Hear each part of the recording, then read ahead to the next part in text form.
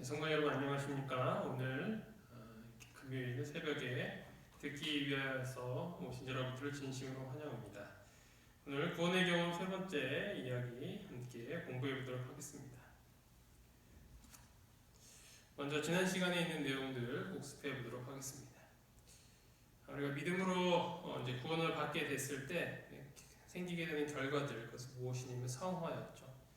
칭의와 성화는 밀접하게 관련되어 있으며 구분되지만 결코 분리할 수 없는 것입니다. 칭의는 하나님께서 우리를 위하여 하시는 일이라면 성화는 하나님께서 우리 속에서 하시는 일인 것이죠. 성화의 세 국면은 신자의 과거에 이미 성취된 행위, 신자의 현재 경험 가운데서 진행되는 과정, 신자가 그리스도 재림 때 경험하는 최종적 결과 등을 이야기하고 있습니다. 그래서 우리는 하나님의 가족으로 주님의 이 자녀로서 다시 태어나는 경험을 하게 되는 것입니다. 또한 구원의 보증을 갖게 되고 승리하는 새 생활의 시작을 하게 되는 것입니다. 그리고 영생의 은사를 얻게 되는 것입니다. 이어서 오늘 두 번째 구원의 경험과 현재에 대한 이야기를 함께 해보도록 하겠습니다. 성화의 생애로의 부르심. 구원은 성화된 생애를 영위하는 것을 포함한다. 구원받은 자는 구원받은 자에 대한 그런 합당한 삶, 바로 거룩한 삶을 살아야 하는 것입니다. 데살로니가전서 4장 7절을 보면 하나님이 우리를 부르심은 부정하게 하심이 아니요 거룩하게 하심이니 라고 이야기하고 있습니다. 하나님은 우리가 성화를 경험할 수 있도록 하시기 위해서 성결의 영을 주십니다. 로마서 1장 4절 성결의 영으로는 죽은 자들 가운데서 부활하사 능력으로 하나님의 아들로 선포되었으니 곧 우리 주 예수 그리스도시라. 또한 에베소서 3장 16절 17절을 보면 그의 영광의 풍성함을 따라 그의 성령으로 말미암아 너희 속사람을 능력으로 강건하게 하시오며 믿음으로 말미암아 그리스도께서 너희 마음에 계시게 하시옵고 너희가 사랑 가운데에서 뿌리가 박히고 터가 굳어져서 라고 기록을 하고 있습니다. 새로운 피조물로서 성령 안에서 영을 따라 살아야 하는 새로운 책임을 지게 됩니다. 로마서 6장 19절 너희 육신이 연약함으로 내가 사람의 예대로 말하노니 전에 너희가 너희 지체를 부정과 불법에 내주어 불법에 이른 것 같이 이제는 너희 지체를 의에게 종으로 내주어 거룩함에 이르라. 그래서 우리는 새로운 피조물이기 때문에 이 성령 하나님을 따라서 사는 삶을 살아야 하는 것입니다. 갈라디아서 5장 25절 만일 우리가 성령으로 살면 또한 성령으로 행할지니 그래서 우리가 성령으로 행해야 하는 것입니다. 로마서 8장 4절 육신을 따르지 않고 그 영을 따라 행하는 우리에게 율법의 요구가 이루어지게 하려 하십니다. 세 번째는 성령의 충만함을 받은 생애의 최고 목표는 하나님을 기쁘시게 하는 것입니다. 데살로니가전서 4장 1절 그러므로 형제들아 우리가 끝으로 주 예수 안에서 너에게 구하고 권면하노니 너희가 마땅히 어떻게 행하며 하나님을 기쁘시게 할 수 있는지를 우리에게 배웠으니 곧 너희가 행하는 바라 더욱 많이 힘쓰라. 그래서 우리가 다른 누구를 위해서 기쁘게 하기 위해서 사는 것이 아니라 하나님을 기쁘시게 하기 위해서 살아야 한다는 것입니다. 우리의 우선순위는 하나님이 되어야 합니다. 그분을 기쁘시게 하기 위해서 어떻게 해야 합니까? 거룩한 삶을 사는 것입니다. 그것이 바로 하나님께서 우리를 향한 우리의 삶인 것입니다. 이것이 바로 하나님의 뜻입니다. 구원을 경험한 현재 우리의 삶은 어떻게 변화하고 있습니까? 두 번째는 바로 내적인 변화입니다.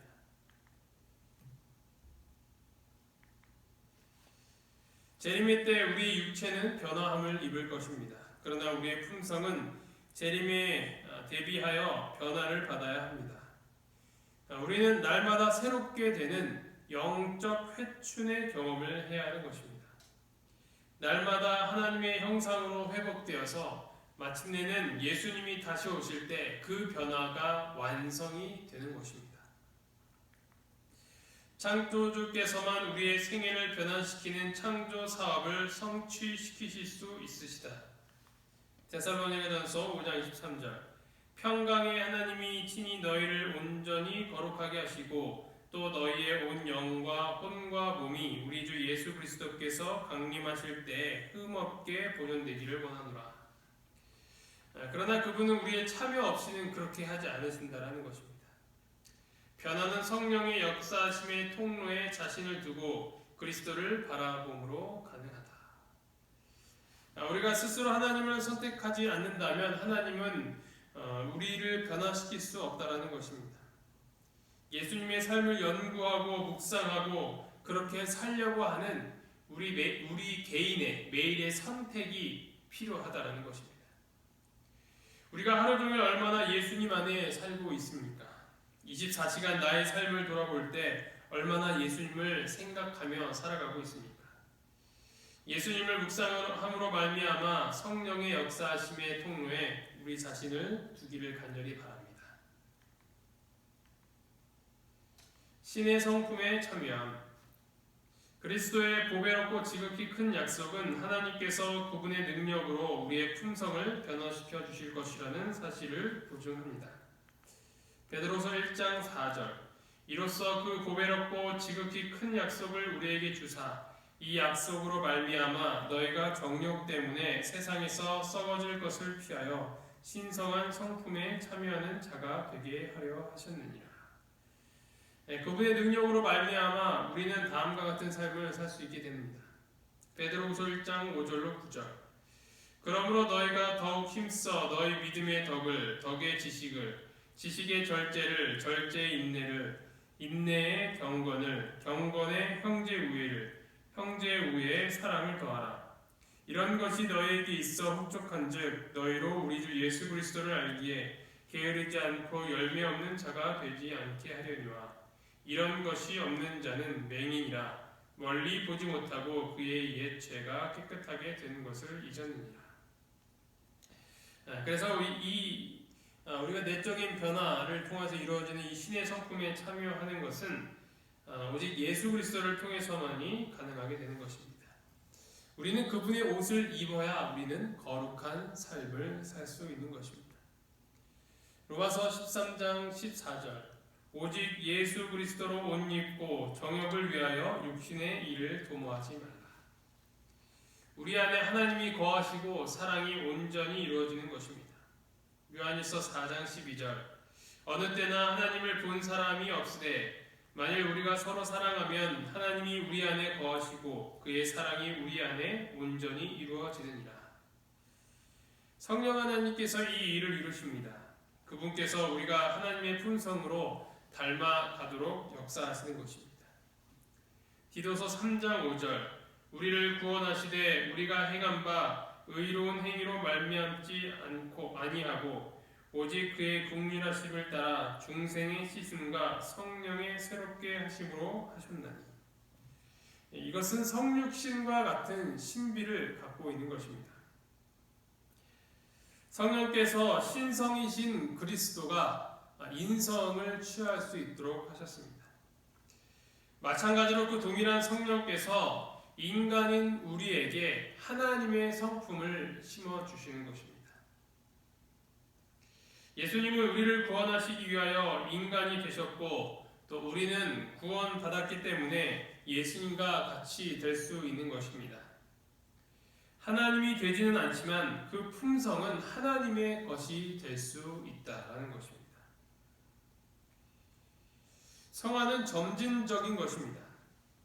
기도와 말씀 연구를 하나님과 교제하는 가운데 우리는 끊임없이 성장하게 되어 있습니다. 이 말은 어느 정점이 있다는 것이 아니다라는 것을 이야기해주고 있는 것입니다. 성화에는 완성이라는 것이 없습니다. 이 일은 예수님 오실 때까지 날마다 우리의 삶 속에서 이루어져야 하는 것입니다. 우리는 하나님의 말씀을 먹어야 바로 그리스도의 형상이 될 수 있는 것입니다. 우리는 무엇을 먹고 살아가고 있습니까? 우리의 영적인 위에 채우고 있는 것은 무엇입니까? 남들처럼 먹고 마시며 다니고 있지는 않습니까? 그들이 추구하는 것들, 목표하는 것들, 사상과 가치관들을 채우고 있지는 않습니까? 우리를 살리는 생명의 떡인 하나님의 말씀을 먹고 그 영양분으로 하나님께 자라나는 우리 모두가 되기를 간절히 바랍니다. 이탈리아의 위대한 화가 라파엘로 산치오가 무려 5년 동안 그린 그림입니다. 제목은 그리스도의 변형입니다.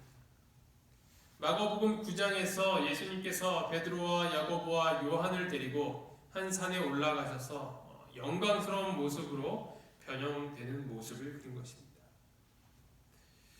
이때 같은 시간에 다른 장소에서 또 다른 일이 있었는데 그 산에 함께 올라가지 못한 다른 제자들이 귀신 들린 아이를 고치지 못하는 사건이 있었던 것입니다. 그 일은 동시에 일어났습니다. 이 두 가지의 상황의 내용을 그린 그림입니다.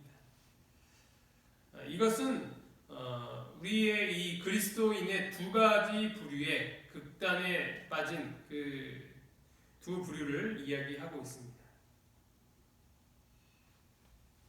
산 위에 있는 제자들은 그리스도와 함께 머물기를 원했습니다. 그러나 산 아래에서 일어나는 일들에 대하여서는 무관심한 듯 보입니다. 각 시대를 통하여 많은 사람들이 세상의 필요를 등지고 산 위에 초막을 세웠습니다. 그들의 경험은 활동 없는 기도였습니다. 반면에 산 아래에 있는 자들은 기도 없는 활동을 하였던 것입니다. 그래서 귀신을 내쫓지 못하였습니다. 우리는 이러한 양극단에 놓여서는 안 될 것입니다. 기도를 동반한 활동을 해야 하는 것입니다. 어느 것 하나 등한히해서는 안 될 것입니다. 참된 변화. 하나님께서는 타락한 인간들의 의지, 마음, 소망, 그리고 품성이 하나님의 형상으로 변화되기를 원하십니다. 성령 하나님께서 이 일을 이루시는 것입니다. 그분께서 우리의 삶에 그러한 열매들을 맺게 하십니다. 갈라디아서 5장 22절, 23절. 오직 성령의 열매는 사랑과 희락과 화평과 오래 참음과 양성과 충성과 온유와 절제니 이 같은 것을 금지할 법이 없느니라. 그러나 이러한 일이 일어나기 위해서는 우리의 선택이 있어야 한다는 것입니다. 우리의 자발적인 의지가 있어야 하는 것입니다. 만일 우리가 동의한다면 그분은 우리의 마음과 정신을 당신 자신의 것으로 간주하시고 우리의 사상과 목적을 당신의 뜻과 일치하도록 섞어 놓으실 것이다. 그리하여 우리가 그분에게 순종한다면 그것은 우리 자신이 받은 자극을 실행에 옮기는 데 불과하게 될 것이다. 세련되고 성화된 의지는 그분을 봉사하는 일에서 최고의 기쁨을 발견하게 될 것이다.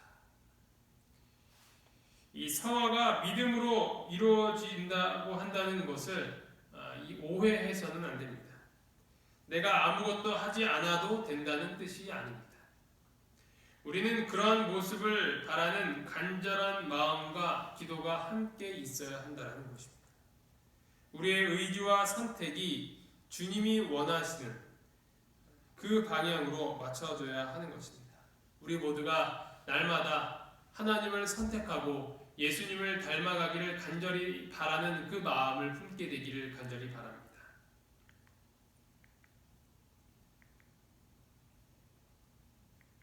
두 종착점.